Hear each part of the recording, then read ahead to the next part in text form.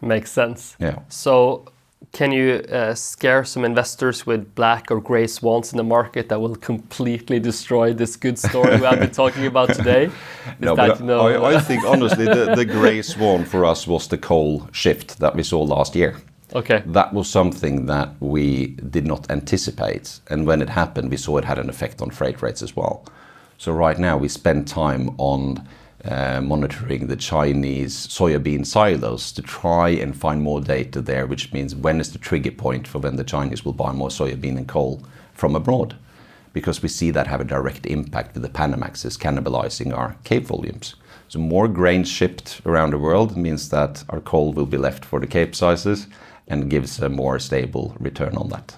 So I think that's the gray swan that we've seen, but with the low order book that we have, with the yard capacity being scarce, and also with the aging fleet. Remember, all these ships also has to go into dry dock every 5th year. So the mountain of ships that was constructed in 2010 and 15 and 20, they're coming in now in 2025 for dry docking. And our numbers says that it's about 1.5% of the capacity that you take out of the fleet, which is already stretched and quite thin. So the fundamentals in the Newcastle Mac Cape space are quite fantastic at the moment. So no need to have any nightmares? I don't think so, no. So far so good, I said, and then something happened. No, but right now it's the geopolitical situation which we are unable to control. What we do know is that our trades are not directly impacted by that at the moment. We obviously want the smaller sizes to have an easier trade flow, because that has a tendency to lift the Cape sizes as well.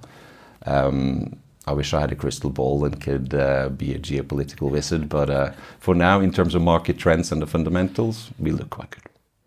I think, do you have any comments on, obviously Bell Ships had an incredible story. And, Lars-Christian was here talking about, he liked these asset classes because they were more adaptable and they had the volatility was lower. So he had this argument that these smaller vessels are more adaptable.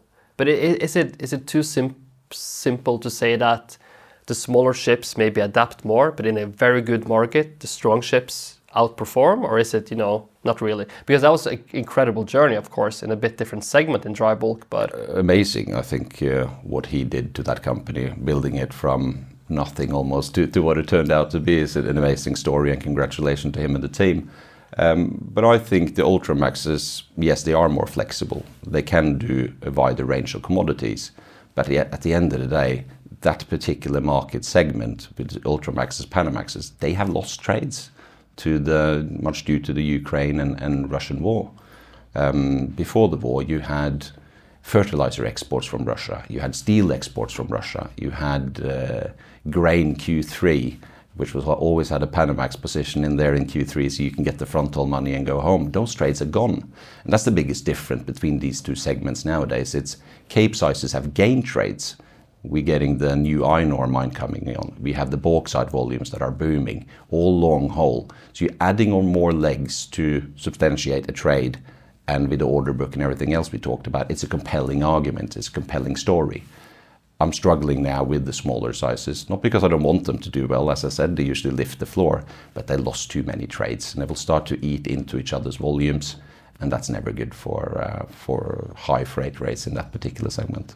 But let's see if there's an end to the war at some point and we're able to trade those volumes. I think we need to be a little bit pragmatic about that as well.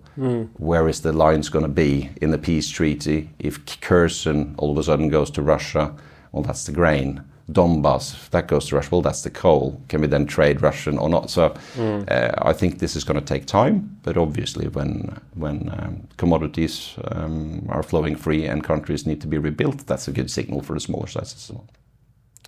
VLCCs, you have 2 ships on order. How much time do you spend on the tanker market and what's coming there? Or is this an interesting niche project that can turn into whatever in a couple of years? No, we're very excited about that. No, we spend time on it because it's, again, the dual fuel story, which we believe in that. But this is an entity now we listed in Bruton at the end of last year, which the 2 assets there at the moment are these 2 new building VLCCs, a dual fuel LNG. We can do whatever with those ships. We might build a platform into a bigger tanker company.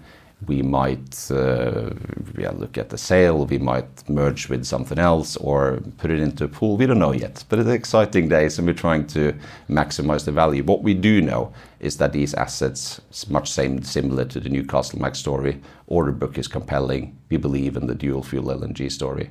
So we're trying to find the best way to reward the shareholders on that as well.